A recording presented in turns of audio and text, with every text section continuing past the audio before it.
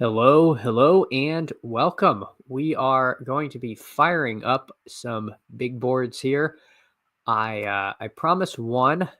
I might try to do two, but we will see. We will see. Realized I am not sharing the screen I thought I was, nor am I in a big board yet. So I am back to the old days of the struggling intro. So a little nostalgia here on a Sunday morning. But we are in a room. We are waiting for six, and we will see what happens. Some lively discussion this morning regarding Brock Bowers in the Deposit Kingdom ship chasing Discord, which was a lot of fun. I found myself in the minority opinion on Mr. Bowers, but you know what? I will continue to put my money where my mouth is with that, and hopefully it will not cost me massively in terms of advance rates or in the um, playoffs. But we will see. We will see. Again, still deciding if I ultimately want to have no Bowers or if I want to get myself up to the 4% exposure blanket range, but I have been having a real difficult time clicking him in the early second round over the running backs and wide receivers there. To me, the 2v2s versus the tight ends you get later, whether that be McBride, Kittle, or Laporta, I think it's a different conversation if you want to pass on elite tight end altogether and you just want to cobble together three late TEs. I think that's a different thing than just taking a different elite tight end. I think those 2v2s are more comparable because it's the same sort of build type. And when I do that, I tend to like the teams better than when I'm taking Bowers. But again, opinions vary. A lot of very smart people are taking Bowers in this early second round range. Tyler, welcome. Thanks for coming by and hanging out. I know you were in the chat as I was avalanched by the Brock Bowers nation. But you know what? I maintain my opinion on the matter. I mean that's ultimately why we're doing this, right? I'm not trying to win 250K so I can buy more tungsten cubes here. We got to keep the wife happy and you know spend it on family and friends because that's really what it's all about. he, he's I mean I know he's smarter than me and knows more about fantasy football than me, but yeah, it is tough when you find yourself, you're half joking with a point and then you're battling sacrilegious who is just armed to the teeth with like actual numbers and facts. And I draft 90% of this on vibes, and it usually goes badly for me, I have to say. Welcome, Bo Kevin. Thanks for hanging out. I am fading Bowers in the first, second round pricing. See, we are Legion. We are strong. Maybe we are actually the only ones keeping him out of the first round. People are saying that we are the thin purple line, or I guess a thin light blue. I didn't really want to make a thin blue line thing and get this political. Yeah, we're the line. Okay, we'll just keep it at a generic line of any color you wish. You can be very smart and not right. Yeah, that's true too. I was essentially fully faded Rashi Rice last year, and I was wrong. That was a disaster, and I got bailed out because he got hurt. Um, I am actually a lawyer, and I should have known that the wheels of justice move extremely slowly, and he was never going to get suspended last year. But I watched the video, and I was like, "Oh, he's going to get suspended." And before I really put two and two together, his ADP moved from like the 90s to the 40s, and then I thought I missed the bus. Um, but I got bailed out because he got hurt, and yeah, like you said, that's the game we play. There's enough chaos to make make people who do things incorrectly get paid off. 40%. Yeah, see, you were right, and you got absolutely hammered. And that sucks. Like it's the game we play. Unfortunately, there's times like that where for every me who faded Rice, there's someone who went all in and got it in good, but did not get paid off. So um, waiting for what I don't know. It looks like it just fired. I am here at 6. Bo Kevin, I see you there at the 5 hole. Oh, Gobbler, another friend of the Discord is in there at 10. Um, Tyler, I see you have taken this draft off. Understandable with all these sharks circling the waters. Um, joking, of course. I do not consider myself a shark in these waters whatsoever. But it looks like quite a few no badgers. Again, I don't say that in a derogatory manner because you can have people without a badge who are quite good. But yesterday I did one of these and everyone had a red badge, and this Sunday morning, a lot of them. I'm doing one that went right before you jumped. Okay. All right. Well, that's good. That's good. I actually um, tend to not like joining stream drafts. I don't consider not like this where there's not a whole lot of people watching, but I don't like to join the big stream drafts because um, people do kind of weird stuff, and I don't like being in like Davis's drafts because I like a lot of the same players, and then I feel like I'm the jerk who's taking like his LaQuint Allen in the 19th round, who I know he likes, and then I feel like I have to draft differently because I don't want to be the stream sniper or someone like that. So I tend to just watch and try to join the ones around there. Um, yeah, it's distracting. Like you can't. I feel like you just can't draft how you want to. At least if you're like a nice or like a decent person who's not just out to like troll the streamer. Um, I have never seen Saquon Barkley go at 6 here. Bo Kevin, you uh, took Brian Thomas at 5, which I think is actually fine if you're doing a lot of these because you're just going to get a lot of unique combos.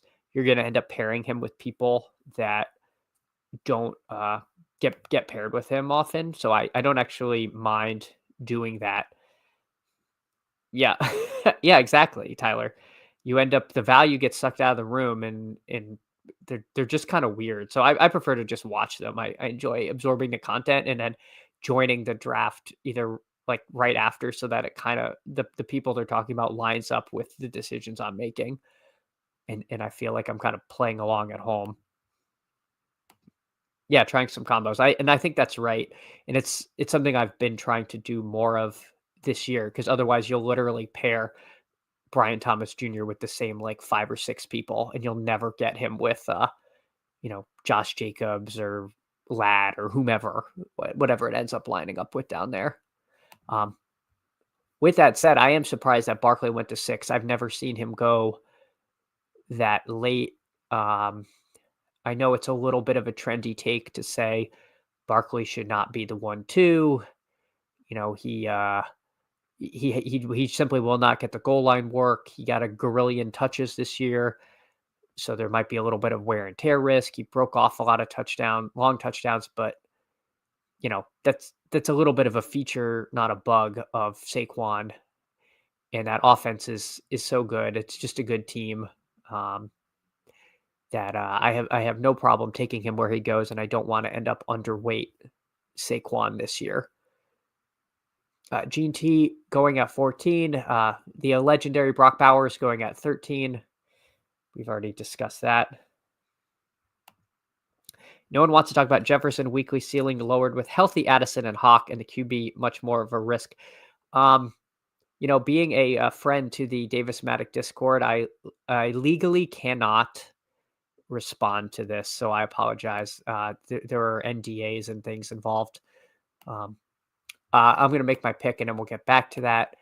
I'm going to go Ladd here because I don't really want to go double RB. But no, joking aside, I do share some of those concerns. I think we saw like one or maybe was it 2 games of McCarthy in the preseason. He looked competent, but yeah, we're projecting some pretty decent QB play with a lot of target competition. Addison, there were games where it felt like Addison was kind of eating his lunch, and you're right, Hawkinson coming back. It's a bit of a yin and yang with these things. Like sometimes getting good secondary options helps the primary receiver because coverages are less, uh, you know, the field opens up for them. But that said, those are two players that are going to demand the ball quite a bit. So, we'll see how pass happy they are in Minnesota. I don't think I don't think there's anything wrong with him where he goes in drafts. I don't know that I really would make a case that Lamb or Puka or Nico should go ahead of him. Um, but I don't think it's without a little bit of risk, like you mentioned. Xavier Worthy at 26 is, I think that's the earliest I've seen him go in a while, other than people who get really cute at the turn. But he's pretty close to the turn there. That's very early for Worthy. Um, his ADP didn't shift as much as I think I thought it would after the Super Bowl. Um, and now Bo Kevin is up. Bo Kevin takes McLaurin. I'm not a big T. Higgins guy, but I will take him this far past ADP. I don't think he's going to be back in Cincinnati, but I'm fine wherever he goes. He's probably going to be the alpha if he goes to another team. And if he stays in Cincinnati, then I'm perfectly happy with him as the number 2 with that offense.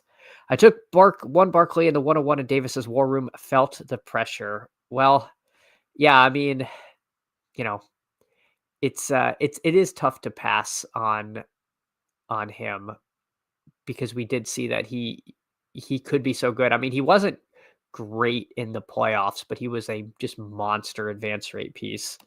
Um, no, not at all, but playoff stretch or single game BTJ is that tier with all of them. We've seen it. That is true.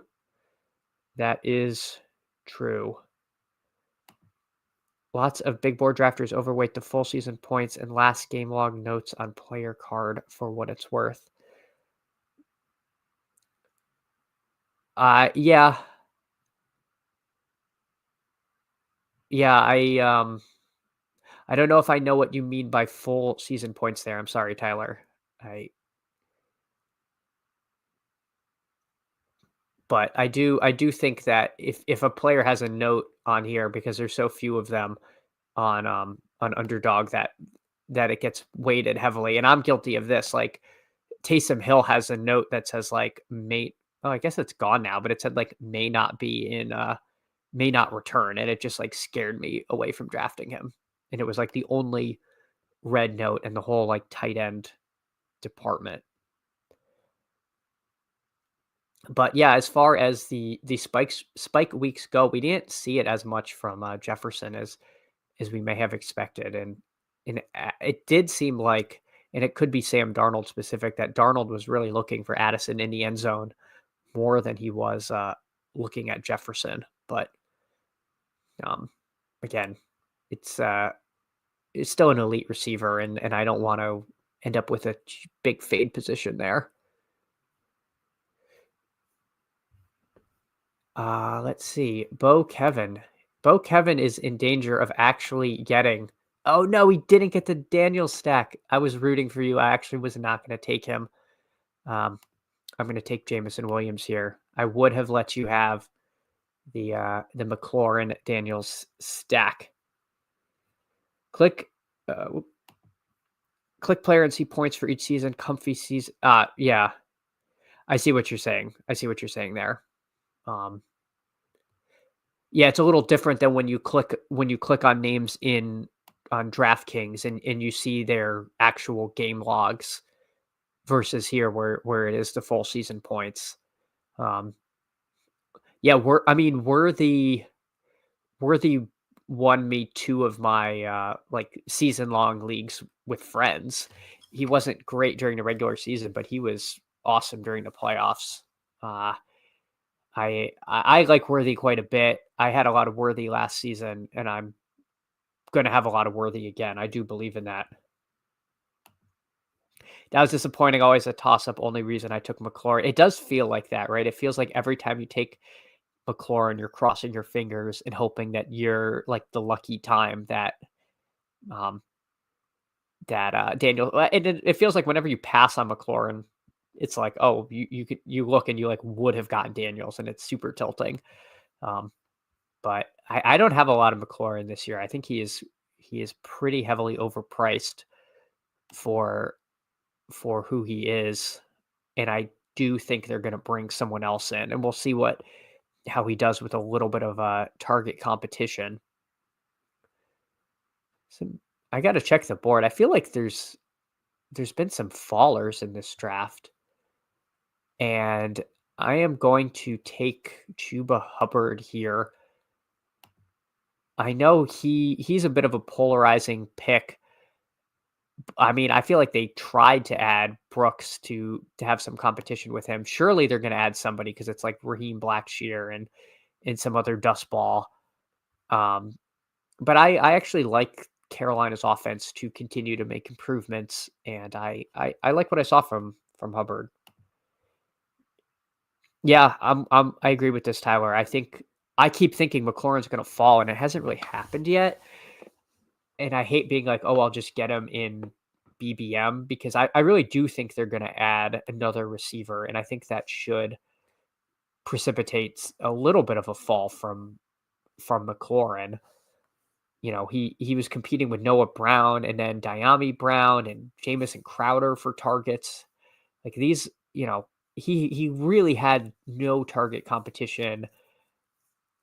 You know, uh, I do think he's very good. I think last year he was a huge value in drafts, and that ended up being right, and we've kind of overreacted a little bit on that. Um, he also ran really hot in touchdowns. He had a few games where he'd have like, I think he had one where it's like 2 receptions for 19 yards and 2 touchdowns or something. It was something like that. Um, which again, you know, scoring touchdowns, it can be kind of a sword and a shield. Like some people will see that and say, "Oh, he's due for some regression," and other people will say, "No, that just means, he's more prone to getting touchdowns because he gets targeted in the end zone." So you can kind of make those stats look however you want. I personally think he did, run a little hot in the touchdown department. I had him on pretty much all my leagues, and I had a ton of him in BBM. So I watched a lot of Commanders. I also live in Baltimore, so I watch all the Commanders games here because they're usually on TV. Washington, yeah, I agree. And Ayuk, wants to play because he played with Daniels at ASU, and he wants to be he wanted to be a Commander. Um, boy, do I want to take Godwin or Ridley? I'm going to take this value in Godwin. I, obviously concerned about the ACL, but he's really good, and I like him as my 4th receiver here in this room. So pretty happy to get him there. But yeah, I definitely think Washington's going to add somebody. Cortland Sutton is interesting. You bringing him up. I've heard potential of him leaving. I don't know exactly how that would work. Um, but hey, thanks again for stopping by. It's fun to hang out, and I appreciate it. Have a great Sunday.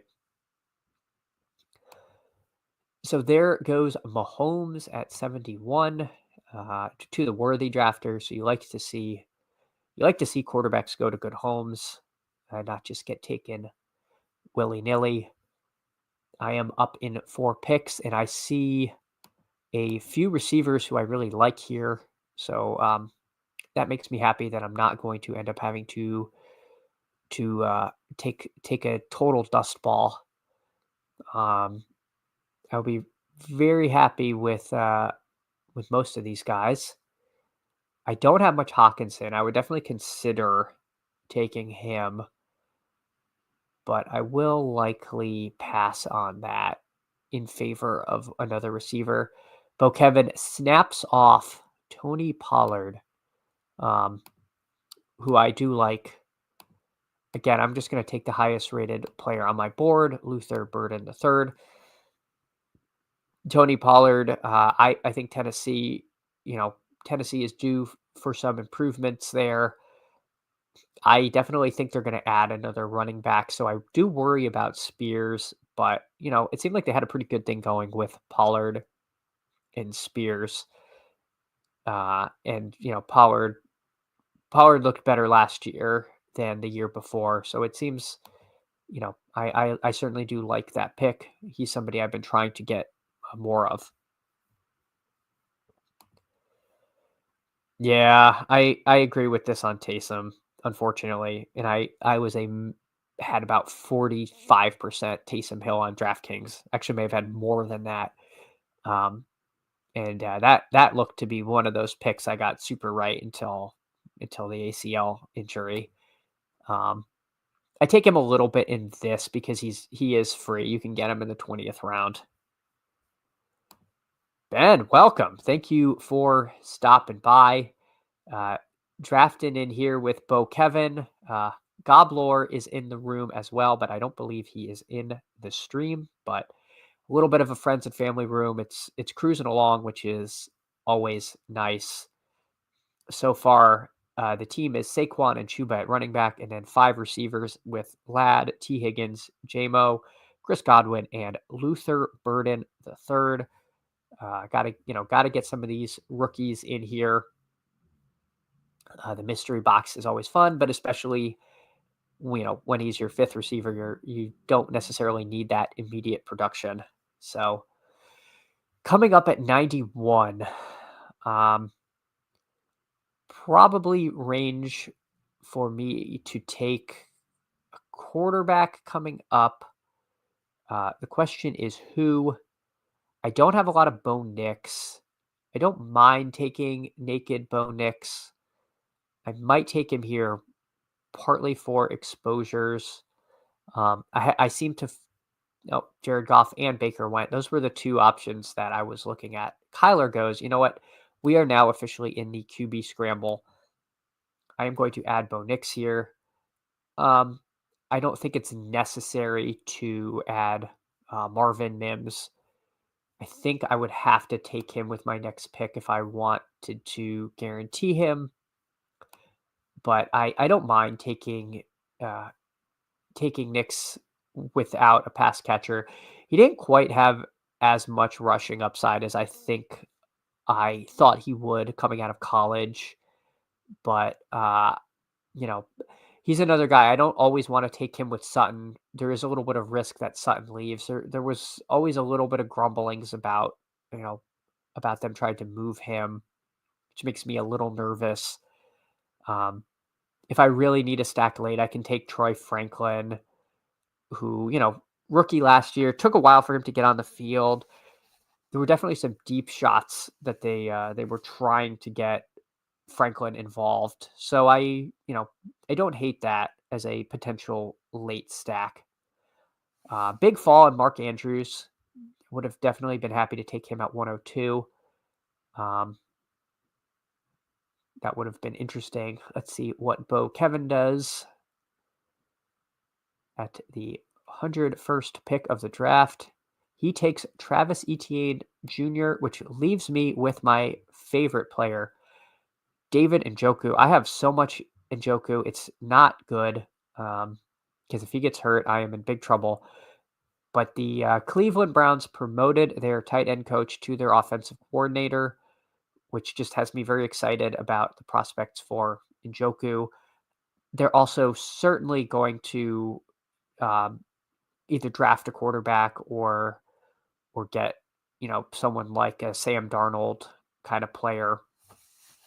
So I think that Cleveland has the kind of building blocks for some improvement.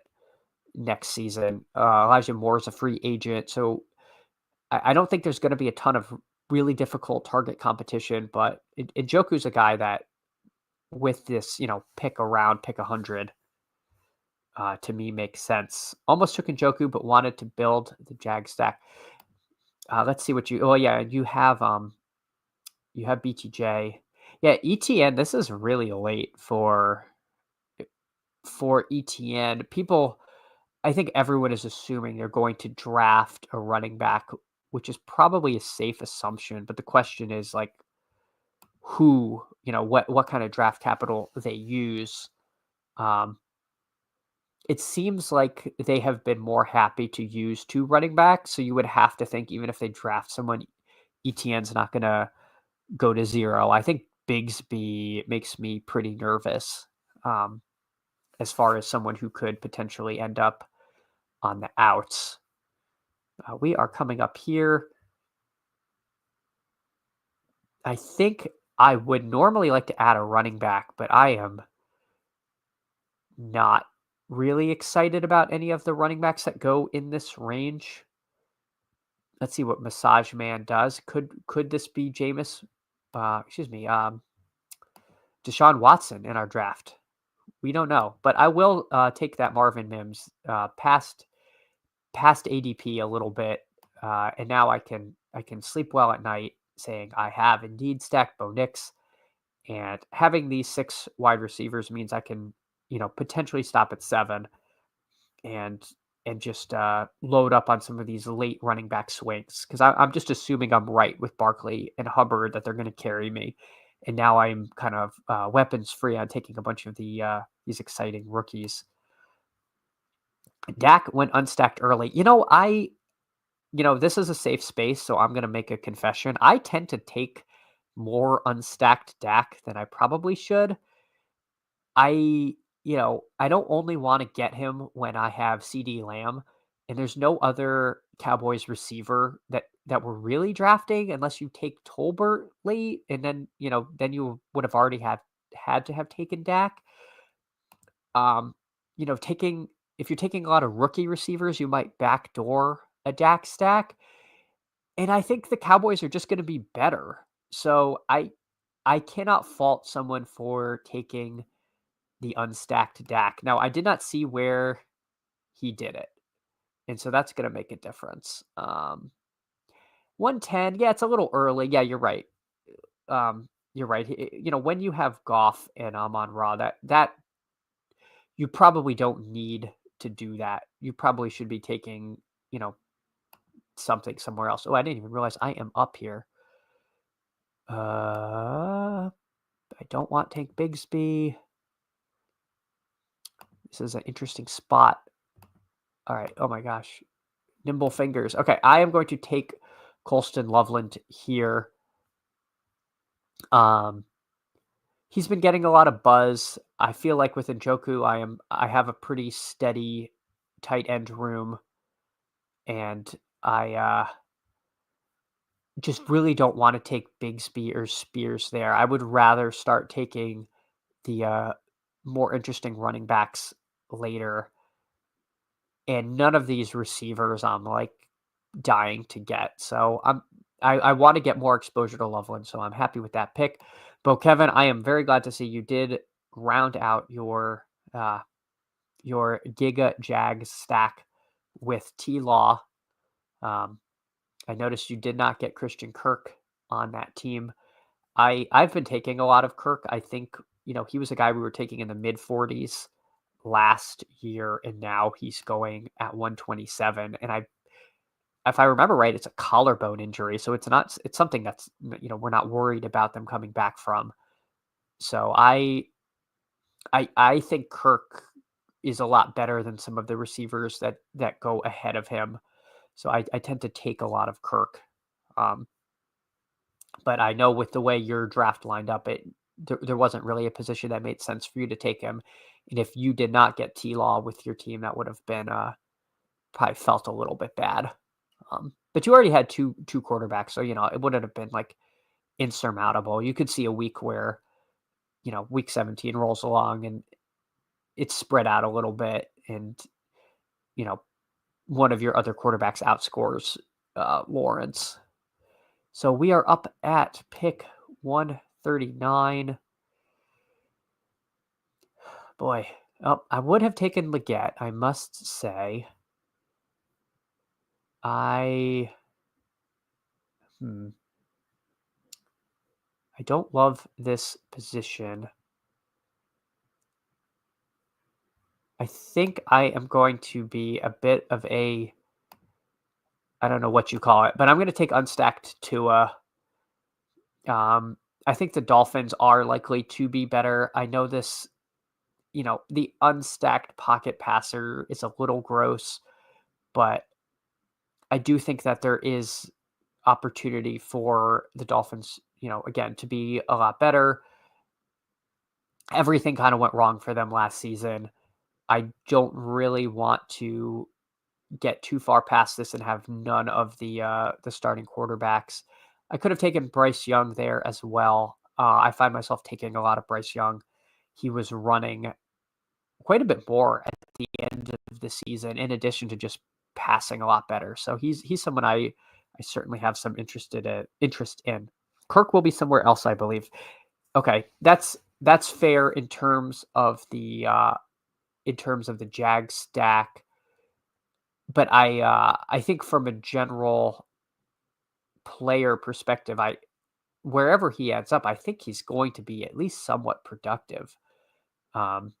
He's last 2 seasons were derailed by injury, but they've both been kind of fluky things. And it's not like knee or foot injuries he's coming off of. I believe the year before last, it was like he twisted his, I don't know what happened. It wasn't good. He hurt himself and then didn't come back.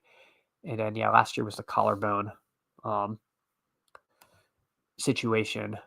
So Rambo show takes Cam Ward. So now QB gets really thin here. The Travis Kelce fall is precipitous here. This is a room of true non-believers in that he will be back. So the question is, do I go back on everything I said before and take Tajay Spears, or do I take Ollie Gordon? I will take Spears here in the hopes that he maintains his role as the sort of backup, kind of 2A in Tennessee. I think there is a lot of risk with that, but it is pretty far past ADP. I'm a little spooked by the Ollie Gordon pass protection stuff that was coming out at the Senior Bowl.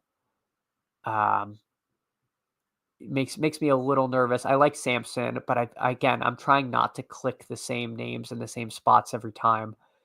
Again, I know we build lineups, not exposures, as they say. So I don't only want to take people from an exposure standpoint, but when we're kind of swinging for upside, if the Tennessee situation remains the same, Spears does have a lot of contingent upside, and I don't necessarily think he's the worst pick on the board, and it does start to get a little thin as far as the veteran running backs at this point in the draft.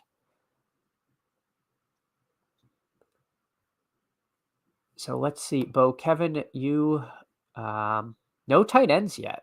No tight ends for Bo Kevin, which I think is fine this year. There's a lot of late tight ends that seem pretty strong. So I kind of mix up how I build with the tight ends, anything from Laporta plus McBride to three tight ends past pick 150. I think you can go either way.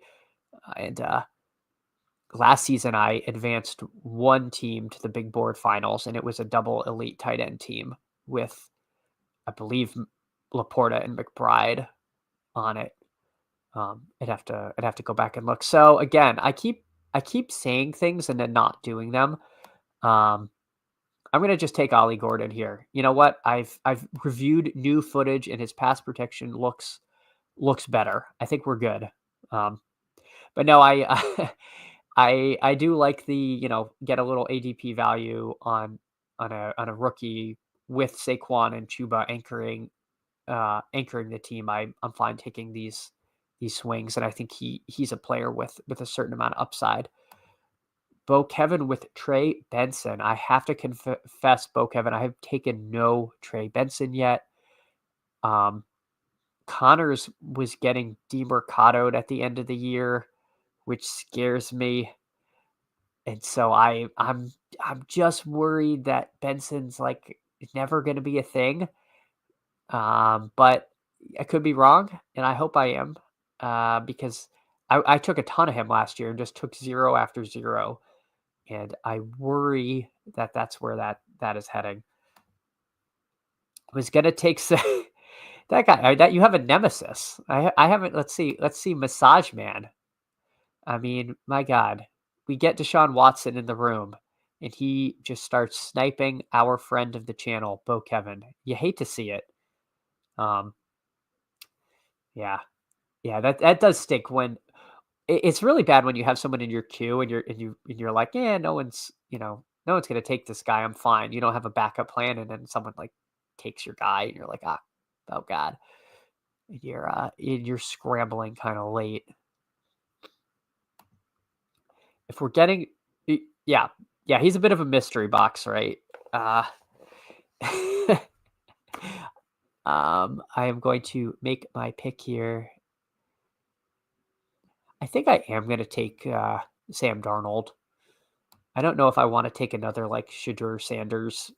I don't know where he's going to go. If he ends up in Cleveland, I'm happy because now I've built the Njoku stack. I don't think he's going to be back in Minnesota. I think that makes sense. But yeah, I don't know where he's going to be, but he should be somewhere, which obviously makes stacking him hard. But we will see. We will see where he goes. But yeah, I find myself taking Ollie Gordon in that range because he just seems more fun than the veterans of that range. But I could be making a grave error in that case. I will not be taking any more quarterbacks. Spoilers. I am perfectly happy to round out my QB room with Nix, Tua, and Darnold. I think these are all three guys who have shown the ability to have spike weeks. Do wish I had paired Tua with somebody. If I had gotten a falling Waddle, would have liked that. I guess I would have had to have reached for Waddle instead of JMO, but I am a bit of a JMO slappy. I think he is a ascendant player to the point where I'm a little worried about Amon-Ra as a first round pick where he's going.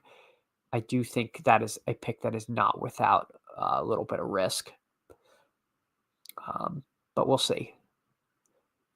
Goblor, friend of the Discord. Let's check out his team. Baker, McCarthy at Stafford. Kind of a old running back room of CMC, Kyron, and Ramondre and Najee. He takes John Besh, who I have like 40% of. I was hoping he would come back to me, but he will not. That is okay. Right, let's see. I need one more tight end, and I need another receiver, as well as 2 running backs at least.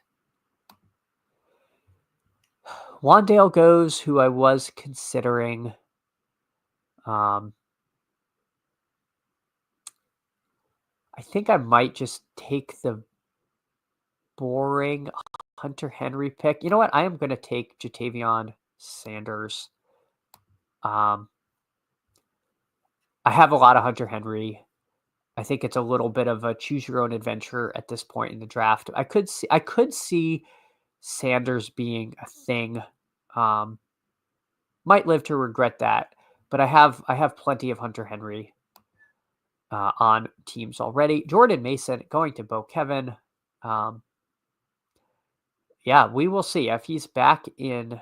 Are you projecting him back in San Francisco, or you think he's good enough to have carved out a role? Because I am interested in where um, where Mr. Mason ends up. I like Sanders. All right, Bo Kevin. I am glad to hear that. Miami. Wow. Okay, so I agree with the underlying premise that Jalen Wright is not the guy, and I don't think the team likes him. I do worry that the Miami running backs kind of are expected to be reasonable pass catchers. It just feels like McDaniel wants his dudes to be able to do that, and Mason is not much of a pass catcher. So I do have that worry that Mason wouldn't be a good fit in Miami. That said, if they want somebody who can, be an electric, first and like kind of like a elite plotter, if that makes sense, like your first and second down guy who does have a little bit of wiggle to him. I think that makes sense. And so it is certainly possible. Yeah, Mostert got released. I like Mostert, but it was they had sent him to zero by the end of the season, so it was not a surprising cut. But yeah, I am very bearish on Jalen Wright. He had some opportunity and completely fell on his face, and I know the team was kind of imploding, and there were Tua wasn't starting most games, but even then, he did not look great in his opportunities.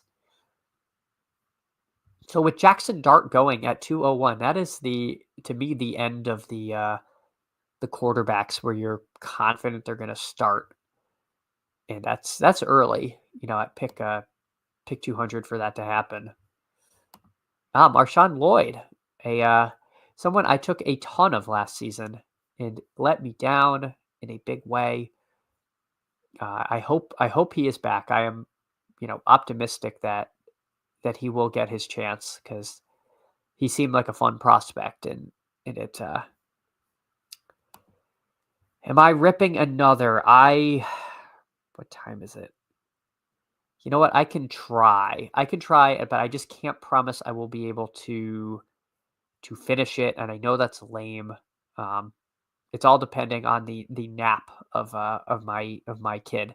He if he wakes up, I will have to get him because it is single coverage today to let you behind the curtain. So I will fire another one up, but if I have to go again, I apologize. But he does not like to just sit and draft. Awesome. Yeah, I'll make my next couple picks and then I'll join it because I'll queue up the last ones. That way I can get this started. All right, so I will begin my. I have been taking a ton of Brashard Smith. I'm going to take more of him here. He is one of the guys, potentially one of the fastest running back prospects, and converted wide receiver. He's the only reason SMU was in the college football playoff, so I will take him there. So I am going to queue up the next draft to try to get that started. So I will click over into that. We will fire up another big board. Ben, hopefully you can get this into this. I am going to wait 5 seconds and then do it. I'm not going to count out loud. Okay, I'm just joining now. I think that was 5 seconds. Let's see. Hopefully it doesn't. All right, waiting for 9. So if you want to join, I think you will get in. I think you will get in here. All right. Awesome. Again, I really apologize if I get taken out of it, but sometimes life gets in the way of this little streaming project. Unfortunately, Oxnelly appears to have just completely abandoned. Oh no, he did not go full auto draft. He takes Woody Marks, who is every time poor Woody Marks gets mentioned in like uh, running back discussions, it's like, why are we drafting this guy? This guy's awful. I don't know too much about him. I know he went to USC, and apparently the guys that did the early ADP, one of them is a USC alum, and so that's the greasy theory as to why Marks was given a high ADP, even though he's not projected to be drafted that highly in the NFL. Yep. All right. Bo Kevin takes Strange, like that pick as far as a Jacksonville Giga stack goes. You know what? I will take Malik Washington here. I gun to my head, do not think he is going to be the wide receiver 3 in Miami. I think Miami is likely to add somebody. But you know what? I will take the plunge in the event that is, not the case. And now I have somebody with Tua. Yeah, Hayden. That's the theory, right? And I'm not trying to, I'm not trying to say anything about Hayden here, but I'm just saying what the streets are have been saying. And he was super high. And I remember being like, I don't know who this Woody Marks guy is. And then I like went on other draft boards and I was like, this guy might go undrafted here. Why are we taking taking him at 120? Yeah, he got you. It's all right, man. We hopefully you're doing more than one of these. So you are let's see. Sorry, I thought the other one fired, so I got distracted. Yeah, that's why we do that's why I'm 150 maxing. So if I end up taking Woody Marks because I got fooled by Hayden Winks, I don't go to complete zero. Took 6 wide receivers to start, and I'm satisfied with it. Could have had some better luck in a couple spots, but it's all good. Yeah. Again, I always go back to the Fareed tale of him getting sniped and ending up with Jordan Love, who is not who he wanted, but then he won BBM because of it. So, I try to look at getting sniped as an opportunity to get a little away from my priors and end up not with the same players all the time. And it's sort of like a way that we naturally end up diversified. So hopefully that works out. But yeah, it sucks when you get sniped on like your quarterback and you're like, well, I have 3 receivers and they're not paired with anybody. I'm 120 drafts deep right now. Maxed a little 2, got 2 more. That's roughly where I am. I think I have. I finished the war room. I have like 8 little boards left, and I actually have 100 big boards. So you're a little further than me right now.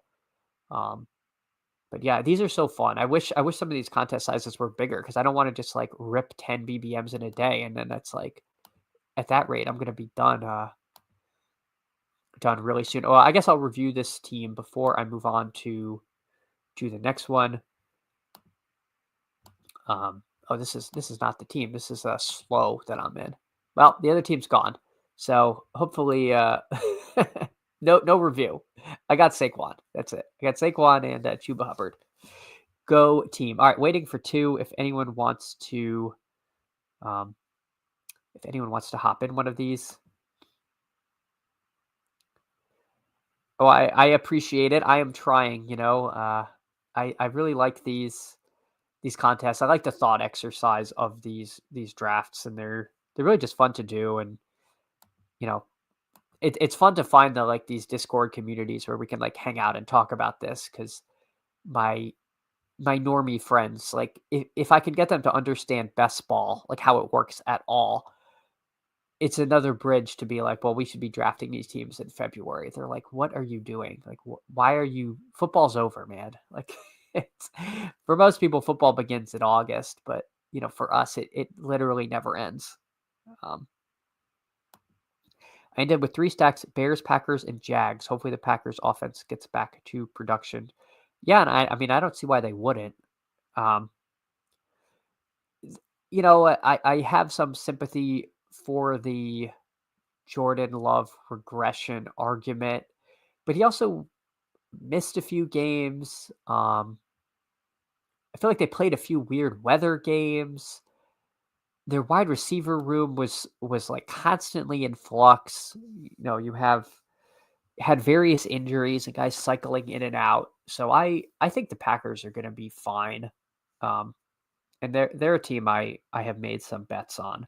I don't take as much love as I should, but I also um, they're just kind of weird. Some of their pass catchers, like Reed, not really being a full-time player, makes me hesitant to take him where he is. Now we're getting a bit of a discount on where we got him last year, so I think he's fine. He's hyper efficient, which which again is a double-edged sword. Like sometimes it can be a reason to fade someone because you're like, well, that efficiency just can't maintain. Um, but but the reason you draft them is because they have that home run potential. So, all right, this time I got the third. Bo Kevin, I see you there uh, at the four, and Ben at the five. So we've got this nice little trio here. Hopefully, these are the three who advance out of the pod. Um, and hopefully we all play nicely and stay in our lane. No, I mean I'm just kidding. Just take whoever you would like, but yeah, we're going 1, 2, 3 here, which is kind of fun.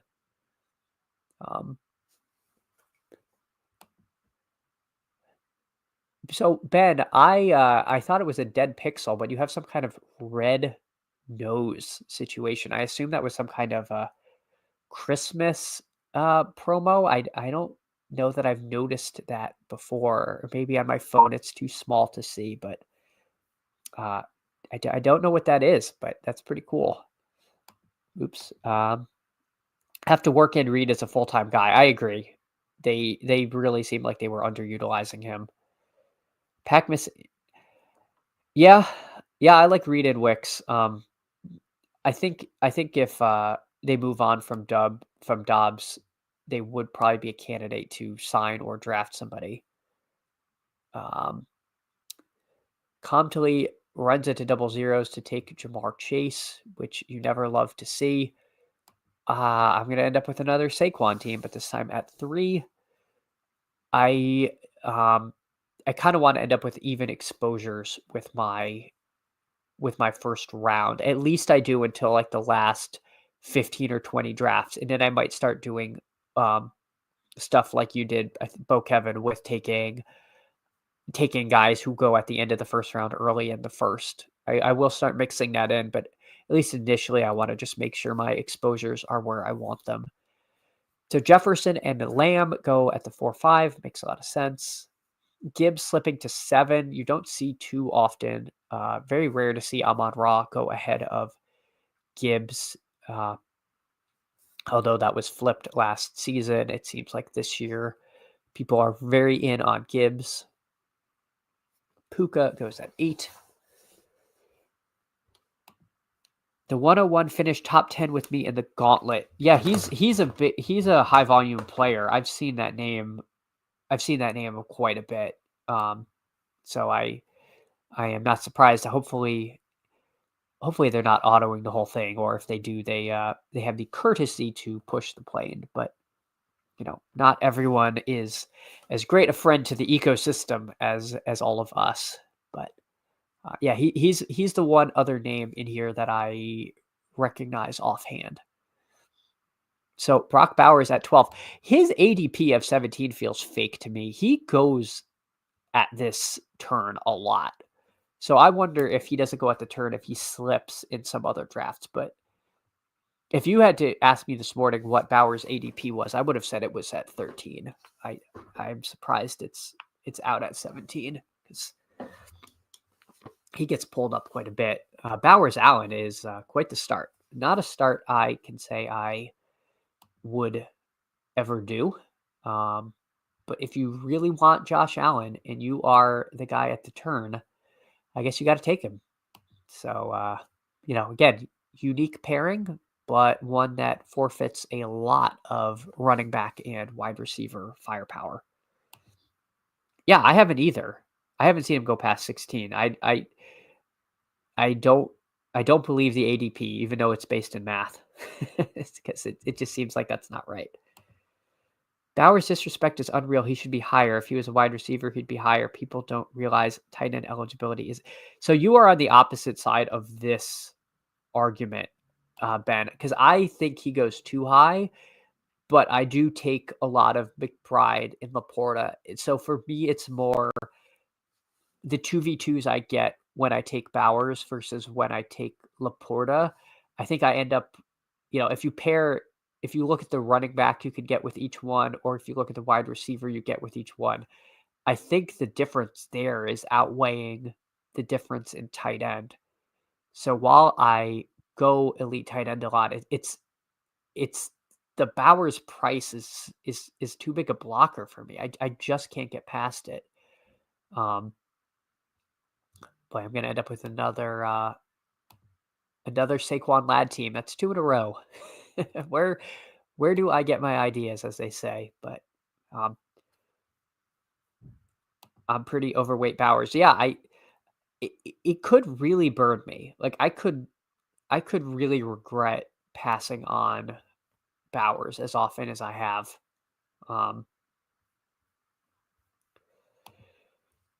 This is absolutely true. Same production as Lamb, Amon-Ra, BTJ, Neighbors, and at tight end. That is true. But I do worry the situation. We're all assuming because he was a rookie that's kind of like floor-y. His target competition was Jacoby Myers. Their running game was like Sincere McCormick and friends, and their quarterbacks were bad. And I feel like, it's a little bit of a meme, but bad quarterbacks lean on their tight ends a lot. So I do worry there is a chance that was more ceiling-y than we want to believe.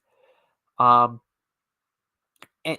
they're going to be getting a new quarterback and a new coaching staff. So I think there's more risk than just looking at that and saying it's his rookie season, he's going to improve.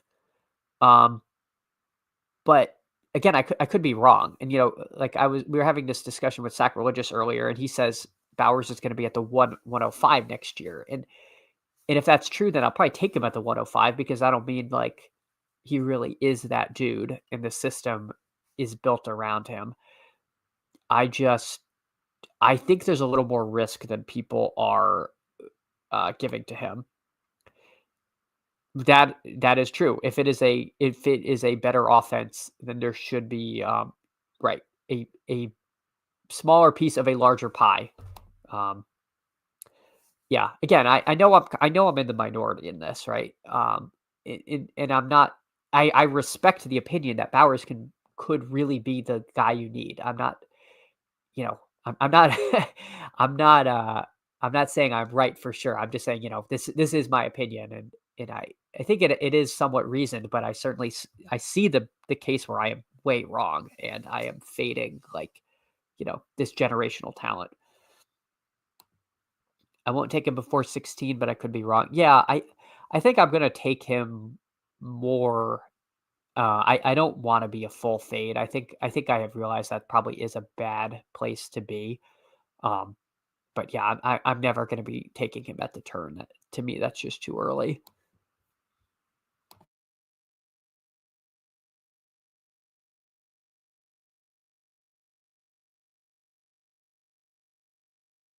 I realized I never turned on the ducks.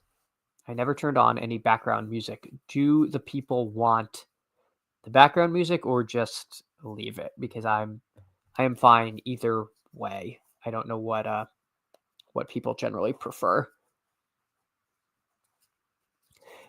McLaurin here goes at 35, which I think is a little more reasonable than seeing him in the late 20s. I think if that was his ADP, I would likely be getting a little more of him. And I think it should slip to that. I feel like he rarely does when I'm in that position at the turn. But wow, Cortland Sutton at pick 37. This is weird. It's not showing an ADP for him. Interesting. But I thought his ADP was normally in the 60s. So this feels very early for this guy. I guess he did take Josh Allen at the turn, so this guy's just vibing, which is fine. I like the Ducks. All right, I'm going to put them on.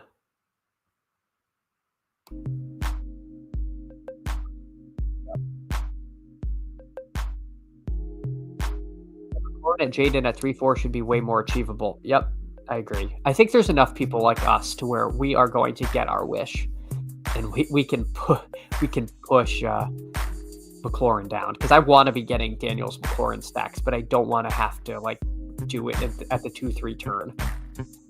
That just doesn't seem good. Ben got London. I really like those two wide receiver starts. Yeah, I love this start. London and Lamb. London was a absolute monster with Penix at the end of the year. I don't think that was just because Mooney was out. I think they really have a rapport. So I'm going to take Tet McMillan here, in part so I don't end up with another Saquon Chuba lad team. JMO goes at 44. Great pick. I love JMO, ascendant player as a wide receiver 3, makes a ton of sense. And Zay Flowers to Bo Kevin, another good pick. He was going quite a bit earlier. I know I took a lot of like Zay Flowers Tank Dell teams last season. I don't think a single one advanced anywhere. But I was doing that a lot. I really believed in Flowers. I think he is a good player. Wow, all the running backs here have evaporated.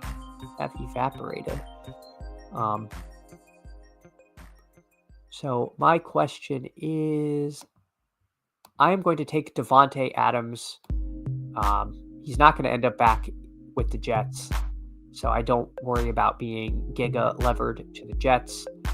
But I think as a fourth receiver, that feels kind of amazing. So I have been taking quite a bit of Adams where he goes. His game seems like it ages gracefully with him being such a good route runner. I have to confess, Bo Kevin, Rome Odunze, I don't take ever. I don't know what we saw from him last year to justify taking him ahead of like Addison and Waddle. But again, a lot of people who I respect greatly think he, should be going there. But he's a guy I have trouble taking. And Rashee Rice as a fourth receiver, I don't take a lot of him, but as a fourth receiver, he's a guy who could come on late in the season and be who you need. So I like getting him where you got him, well past ADP. I have trouble taking him at 45, but at 53, I think that is more defensible. And Bo Kevin, I am not trying to come down on your pick. I am just, talking about the way I've drafted these so far is just being really light on Odunze. And again, that could be wrong. I know they're getting Ben Johnson. I know we're expecting Caleb to make some improvements. It's hard to take him in front of guys where I've seen it from before, personally. I think the 2, 8, and 12 holes are dead already. This is looking I mean, how cool would it be if we really did, go 1 through 3 of this pod? Yeah, that's early for McBride from the 2 hole. Don't really like that. Metcalf's interesting. I wonder if they really are going to trade him. And then let's see the 8. The 8 hole looks a little gross. I think you're right. Yeah, I don't disagree with this assessment. I think there's a few dead teams here, or if not fully dead, and at the very least on life support. I don't mind the 10 that much. I actually think these are 4 pretty good receivers, and if CMC is healthy, we're all in trouble because we should be taking him at the 101 if he just like has his job back and is healthy. And we're all just assuming that's not the case. I've been taking a little more of him because I don't want 0. Waddle is a perennial disappointment. Only one good year. I forgot I had Jefferson, actually. I know. I was Waddle Bear last year, and that ended up being correct. But I'm kind of sympathetic to Waddle having a bounce back season this year. We're getting him at such a discount compared to last year that I don't really mind. Don't really mind Waddle that much. Ben takes Caleb Johnson. Good pick. That's, to be candid, who I would have taken. And let's see who Bo Kevin does. Takes David Montgomery, who I would have taken. So I am left with a guy I don't take a ton of, but a guy I don't want zero of, Tyrone Tracy. He's a little tough because, they did not invest the draft capital. The Giants, I think, will be a little better this year. I just hope Tracy keeps his job. I think there is a little bit of risk here, more than David Montgomery. And Caleb Johnson, sounds like he's going to go in the first round. And if he does, he's going to have some role week one. Huntley takes Jennings, who I would have taken there at receiver. And let's see.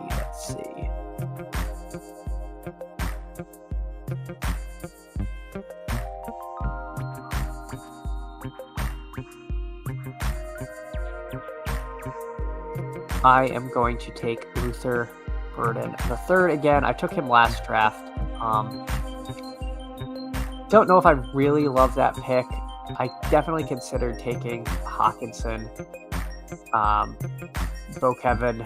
I have to confess, I did not take Hawkinson, and I said if I don't take him and Bo Kevin passes, I'm going to be really disappointed. So I am glad you ended up taking him there, because I think that pick makes a lot of sense for you. For me, I think I want to wait till the next round to take my tight end, and just add the fifth receiver, who I think is going to have pretty good draft capital, in Luther Burden third.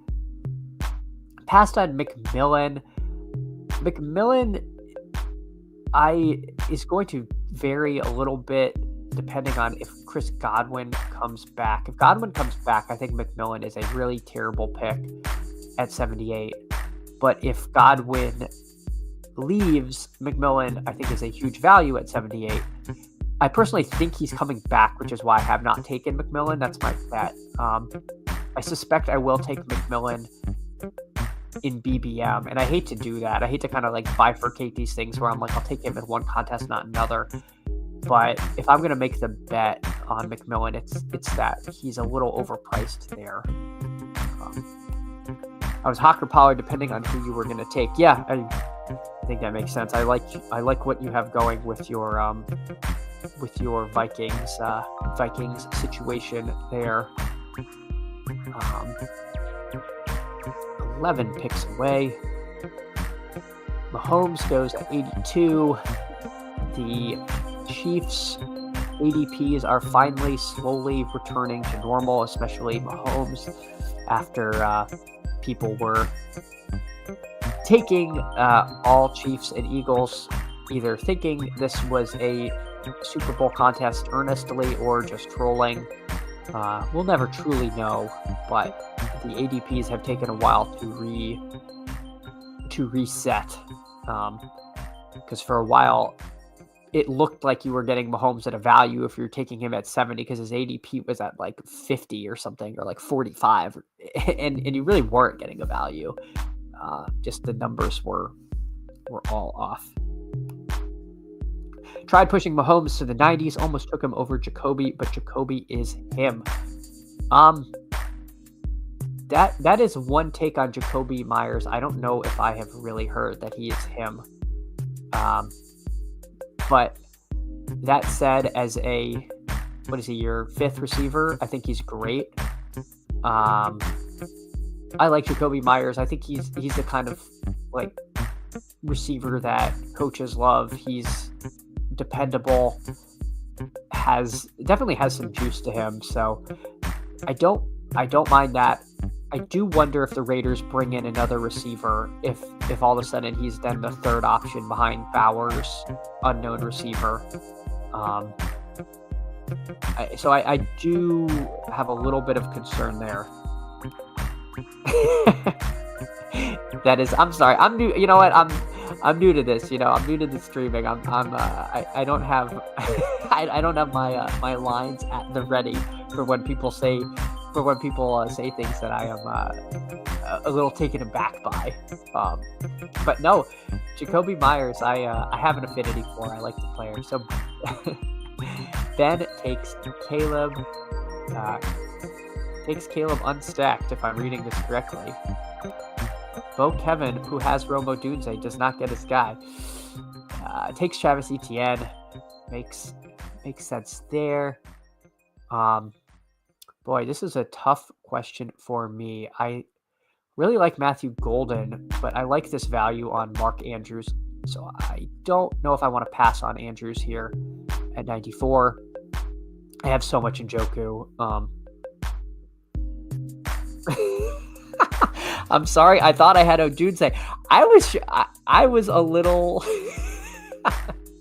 I was surprised because I thought the same thing. I was like, oh yeah, Ben took Odunze, and it's like, no, Bo Kevin took Odunze, and Ben just sniped him for some reason to take unstacked Odunze.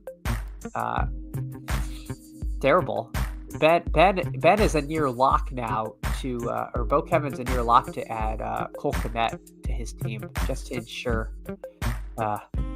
you end up with him with naked there.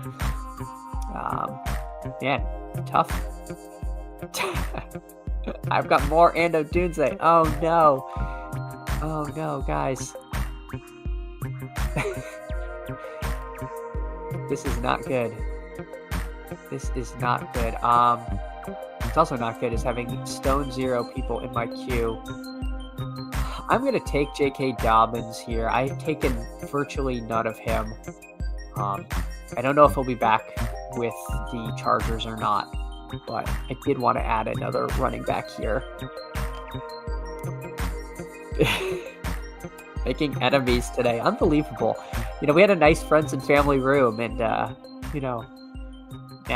that's all at risk. It's all at risk in the name of Caleb Williams. Pittman goes. Rashid Shaheed. Again, Rashid Shaheed as a sixth receiver is to me a fantastic pick. Because he's a guy who literally can be a week winner. I hope, obviously I hope he's back from injury at full health. Yeah, I think, but he's certainly worth the risk. I think, especially compared to the other receivers in that range. Darnell Mooney, I have trouble taking. He was very good last year, but I do worry that he's kind of just a guy. Steph Diggs, free agent, has some landing spot risk. Felt like he was kind of trending towards zero even before the injury. Bateman I like. I think he's a good pick. Where he goes, he started to have a bit of a breakout. And Keon Coleman, God, Keon Coleman stinks. I took so much Keon Coleman last year. And he just was not that dude. And it seems like the Bills don't think he's that dude. It was quite the move to take naked Caleb. Not even 9 a.m. He's still half asleep. That is fair. We've all had those drafts, right? Where we think we have a player and then we look at our roster and we're like, oh yeah, I didn't get them. So certainly understand that. I was big on Keon. I think he's going to improve. So I didn't watch a lot of college football the year before last, but I do remember seeing Coleman just absolutely beasting someone in the end zone for a touchdown and this massive contested catch. And I was like, this guy, remember this name, this guy's good. And then all the stuff pre-draft was like, you separate, he's not a good contested catch guy, but seared into my mind was this one play he made. And it turned out that was the exception, not the rule. And Yeah, I hope he improves. Well, okay, I'm lying. I don't hope he improves. I'm a Dolphins fan. I hope the Bills stink. Um, but I don't have anything against the kid, so I certainly hope that he has a has a future in the NFL. But he was definitely a disappointment. Maybe May will fall a couple spots. Yeah, Drake May is sort of the break glass in case of emergency quarterback for a lot of my teams. You do get that rushing upside. They are likely to add some more weapons on offense. They're definitely going to be better than last season. So I like taking Drake May. I think he's a good value where he goes on the board. Let's see, Ben feverishly reviewing his team to make sure that his pick makes sense. And he takes Cam Scatabo. Drake May snapped off by Bo Kevin, which puts me in the awkward and unfortunate position. So I would have absolutely taken Drake May if you did not. Bo Kevin. I'm going to take Naked Dak, and I hope this passes muster because I know last draft. Yeah, that would have been the ultimate troll move to take May. Don't love Naked Dak. Hopefully the Cowboys get one of these receivers. But I do not want to leave this area with no QB, which is where I was. Unfortunately, I missed out on Herbert, who really for my team is the only natural stacking partner for anybody. So now I just have to sort of decide what I want to do next. Dallas Goedert goes, who I liked, probably would have taken. You got sniped on Dak. Disaster. We're falling apart, guys. We are truly falling apart here. What do I want to do? Don't like any of these options. Don't really want to take Naked Tila. I'm going to take a Leggett here. Apologies for winding the clock to 00. I was reading chat. Should have taken Dak over Cam. Yeah. But you know what? You had the opportunity to take Dak. So I can't feel too bad in that case. Someone else might have taken him. Like I said earlier, I do like Dak quite a bit this season. And I did not want to leave these 120s without a starting quarterback. So I had to do something there. So I do apologize. But in the bright side, you get A-Rich with Michael Pittman. And people are saying that is the new Dak Lamb combo. I hope A-Rich is such a fun player to watch. I do hope that the season goes a little better for him. It was so up and down last year. But they were Davis was saying, I forget who he was on with, that A-Rich would be the number one prospect in this year's QB class. So, while it is exciting to take like Cam Ward, probably better off taking like a guy like A-Rich, who we've just seen like absolutely smash. Now you're good, set us. Yeah, the downstream effects of the naked Caleb, none of us could have foreseen. I've lost control of the draft. This one really did get away from us. This one got away from all of us as a team here. At least no one is going to review this and say, these three were colluding, because clearly we were not. Clearly there was no collusion to be found in this room of us. All right, let's see. 11 picks away. My team so far has Dak, QB, Saquon, Tracy, Dobbins at running back, Ladd, Wilson, Tet McMillan, Devontae Adams, Luther Burden, and Xavier Leggett at receiver, and Mark Andrews at tight end. Okay. Yoshi Voss at 133. This This guy at the turn is a maniac, an absolute maniac. Yeah, no collusion, no collusion at all. You did get punched in the mouth. I have to say, that did happen. But yeah, Yoshi Boss at 133. My God, that I feel like this person is just taking like people they've heard of or something. I do not understand that selection there. I don't even take Yoshi Boss where he goes at ADP because I think he is a guy who's going to see the biggest decline in routes run, like of basically anybody. I cannot imagine them trotting him out again for the Bengals. That just he had no ability to generate targets, and the targets he got were because he just like never left the field. So I do not quite understand that pick, but that guy's doing a lot of weird stuff. Tajay Spears goes, and we are almost up.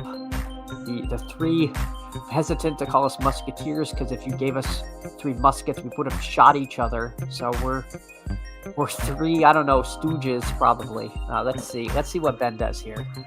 Let's see what Ben does.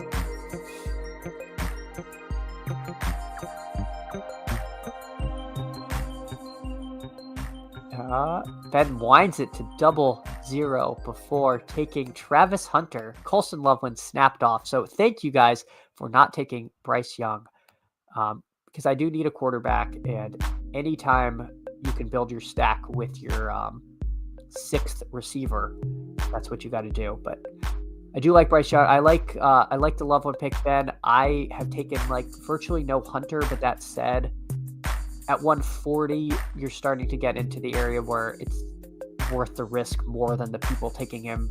I've seen him go in the hundreds, so I don't mind getting there. I still worry that he's just simply not going to play enough receiver. But I think compared to the other guys you're up against, Bond, Restrepo, Wicks, that he's worth the punt. So I don't mind the pick for you there. Dylan Sampson goes to Comet Lee, who is assembling a fairly strong team here, but is also winding the clock all the way. So for me, boy, I would like to add a tight end or a running back. I think I want to add a running back. And I think this is tough because I think I'm actually going to add Jalen Coker. And I'm taking no Coker because I worry that I think he was a UDFA and he might just not be on the field. But I was listening to a little bit of content where they said he's going to be the slot guy. I don't know that he will. But if he is, I do like, building him out with Bryce Young, a very late Carolina stack. So I'm going to take my first Coker share. JJ McCarthy goes, thank God. I hope you did check to make sure you had Jefferson and Hawkinson on this team. And then Ben adds Kyle Pitts, which is good, building out the Atlanta stack. So we kind of recovered, guys. The 13th round was the 13th round. Big downside with Hunter. Yeah, worth the risk this late. Yeah, I know. It's funny, like sometimes I try not to do a lot of the stream drafts with Davis because I feel kind of like pressured to like not snipe people and I love LaQuinn Allen, but I feel like if I take him late, I'm being like a jerk because like that's Davis's bit. So I try to, I like watching, but I don't necessarily like being in all the rooms. But also like going fast. Sometimes I need the 30 seconds. Like I'm not just trying to be slow. Like if I had a guy in my queue, like sometimes you have that like 1A guy, and you're like, if I don't get him, then I just don't know what I'm doing. So yeah, I am sympathetic to taking the full clock when you're actually like thinking. It's the people that like have left the draft 30 minutes ago that did not bother to push the plane. That it's a little annoying. T-Law is still here. I don't think there he went. And Durbin. Let's see. That's his third QB. And not a single Jag in sight. But Durbin just vibing. I mean, they did add Hollywood Brown so that their Mahomes does have a friend, which was thoughtful of them. Not never worried. Do your thing, like taking naked QB. Yeah, I mean, I know I do feel bad that I took Dak from you, but I am sorry that he to me represents like the last of that tier of quarterback where I'm okay with them being my QB1 and not feeling really thin. Plus, again, you picked ahead of me. You could have taken him. I do like Cam Scatterbo. I think I've said this before, but I think he's almost punished for that Texas game where everyone fell in love with him, because now that he's somewhat popular, people think it's only because of that game. I somewhat disagree. I think he had a very productive senior year. He is one of these like grinder, work hard. I know it's like, oh yeah, Jim Rat, coach's son, blah blah blah, all that stuff. But like it is true with him. Like he is one of these high motor, high effort guys that I do think has a role in the NFL. And it is a little lazy to say like, oh, he's only projected where he is because of that playoff game. You did miss Otten. I saw. This is a tough scene for Ben here. Meanwhile, I'm just gonna take another share of Ollie Gordon and ignore all the pass blocking stuff. So Bo Kevin takes Dontavian Wicks. You're not the love guy right now, but Wick certainly could. Wick certainly could see his role expand next year, so I do not mind that. At pick 165, I mean, he got pushed into like 120s last year, and he was like the wide receiver 4. And now the situation is better, and he's later, so I got no problem there. As is tradition, I don't know if they're allowed to actually schedule a different team in week 17. I'm just going to go full slappy here. I don't know if Thielen is full slappy. I actually don't think I'm using that word properly. But I'm going to go full Panther and take Leggett, Coker, and Thielen as my last 3 receivers, which is a little weird. I don't normally do that, but that's where we are. Hopefully I can get another quarterback before this ends. A.D. Mitchell, good pick. I like him a lot. Harold Fannin. Guys, we've recovered. We are making some good selections here. Harold Fannin as a second tight end, electric upside. I like that pick. And A.D. Mitchell, when he's on the field running routes, he is very productive. So, hope for that second year breakout from him. Yeah, my early drafts, I was getting him at like near 100%. I backed off only because I don't want to get above like 35% on anybody, no matter how much I like them, because like I did that last year with Izzy Abanikanda. And I still haven't heard from my attorney on the leg up class action lawsuit, but I'm expecting a large cash settlement from all of us who were using those ranks. But no, I did learn that, no matter how secure you think someone's role is, weird stuff can happen, and getting exposures that high on players that you don't actually have that strong opinion on is bad. Yeah, we're back, guys. So I am glad I was able to run this second draft. I appreciate you all joining. It is more fun doing these with other people than doing these by. Yeah, it's happening.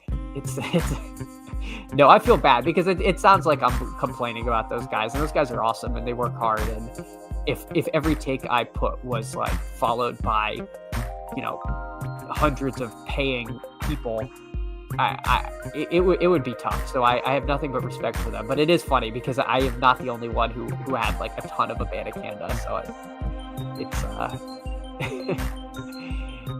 it did not work out for us though. I believe he's on a practice squad. So there's hope springs eternal for his NFL prospects.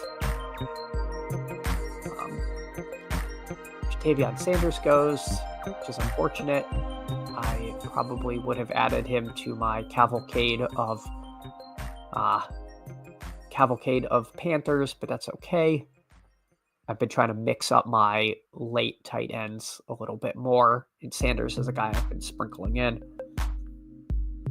CNED takes us to double zeros, takes Michael Wilson, who I have to say I've taken absolutely none of this year.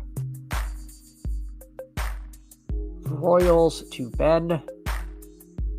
Good rookie prospect, Braylon Allen, who is a Davis Maddock special. Maddock loved Allen last year. He likes him again. I go back and forth on Allen. It stinks they drafted Isaiah Davis, who I think is actually a decent player. When the Jets were still in contention, Allen was running well ahead of Davis, but then at the end, Isaiah Davis and him were splitting. I don't know. The truth might be somewhere in the middle as far as the pecking order there. I do worry about it becoming a three-headed backfield, but I think Allen is really talented. So let's see. Oof. It's going to get pretty gross here.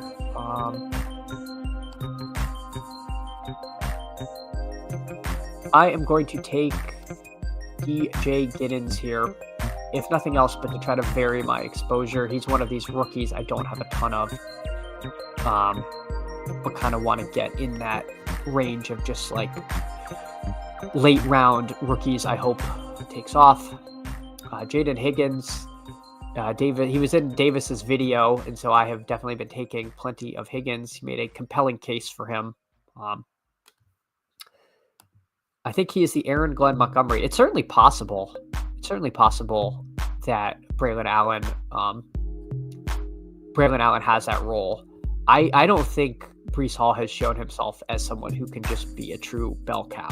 So I think he is going to continue to mix in. Royals is a bear in my yes, we are going to project Royals to the Bears, and that, you were just playing the long game with the Caleb pick, knowing you would pair him with the ascendant rookie who's going to immediately step in and take the Keenan Allen role. So I do like that. It's funny, the stories we like tell ourselves. Like every time I draft Drake May with Tet McMillan, I'm like, well, Tet McMillan's a lock to go to New England. Or if I get Drake May with T Higgins, I'm like, well, obviously he's going to be a Patriot. Like we do these things, and it is fun because in February, all things are possible.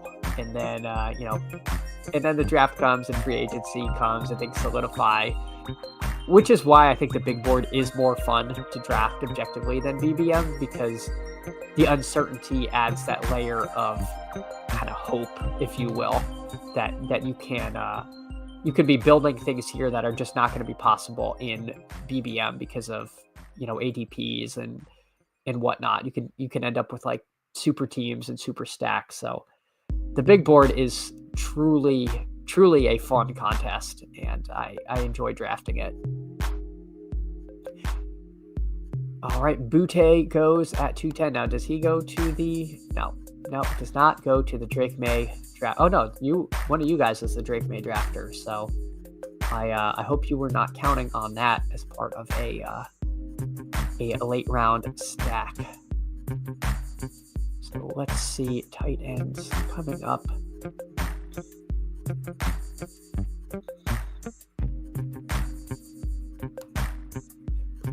Was that a booty?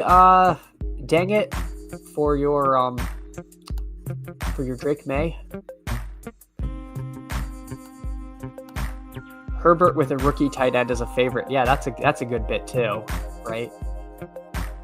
Like, it can't be Will Disley again, as exciting as that was. I'm going to take Chig. I'm going to get an adult tight end as my next tight end here. Been some good coach speak with Chig. And again, trying to vary these late players. Last year I was pretty out on Chig because the coach speak was like the opposite. They listed like 5 tight ends, and then we're like, oh yeah, Chig Okonkwo.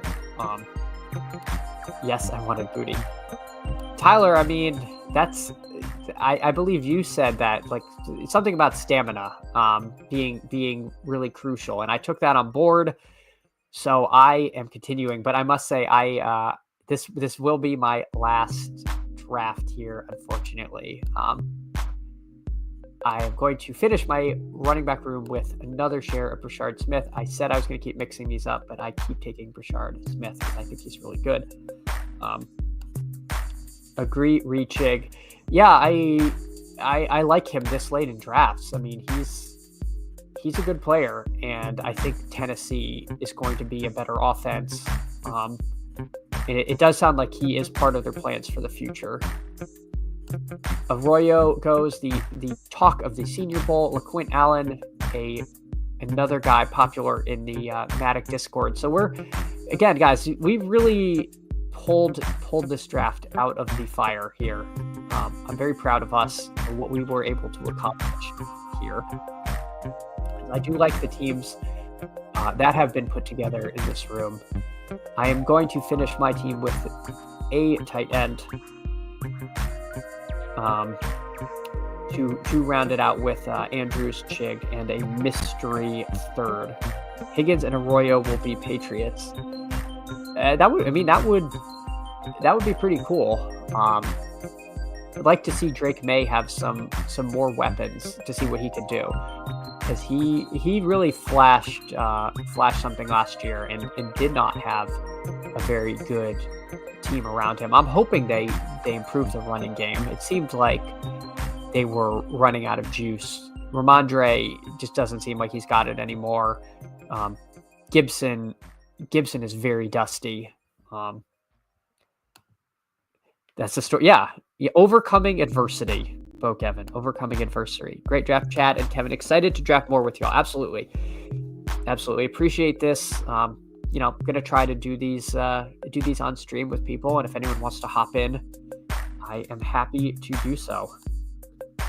I've got Drake May, Higgins, and Arroyo stacked. Well, again, in February, that is a complete Patriots stack we have. I promise I'll be better about naked snipes before ADP. Ben, that was regrettable, but as they say, everybody gets one. So, some people don't want to use their one on February 16th, but you gotta do what you gotta do there. But no, we have all been there. It is funny when you think you have a certain player and you take the quarterback and you're like, oops. All right, so you guys don't need tight ends, right? I can queue up my favorites here. I probably will just go put my faith in the rankings here, try to mix it up. Gunnar Help has been getting some buzz. Mason Taylor, I think he was in the Brugler top 100 if I'm not mistaken. As Emo Cowboy informed me, Juwan Johnson, a free agent. I had been thinking he was going back to New Orleans, but might not be the case. Good pick there with Mr. James. He was the backfield mate of one Bucky Irving, and they were pretty good together. And anytime you can compete with an NFL running back and hold your own, that's always a good sign. So I will take Gunnar Helm to round out this team. Team ends up being Dak, Bryce Young, Jackson Dart at quarterback, Saquon, Tyrone Tracy, J.K. Dobbins, Ollie Gordon, T.J. Giddens, and Brashard Smith at running back. Ladd, Garrett Wilson, Ted McMillan, Devontae Adams, Luther Burton, and then our trio of Panthers, Leggett, Coker, and Thielen, and tight ends of Andrews, Okonkwo, and Gunnar Helm. So, again, thanks everyone for stopping by. Do you want to mention why to reconnect with Sean Payton in Denver? Well, we all want to know who the Denver tight end is. We all drafted random dudes for that role last year, and it literally never worked out for any of us. I remember I took some Lucas Kroll. I mean, my God, that was a low point in my life, but I have moved past that. And if Juwan Johnson does go to Denver, I will be taking a lot more of him. But again, everyone, thanks for stopping by. It's a lot of fun to do these with people, and I hope to hang out with y'all soon. Take care.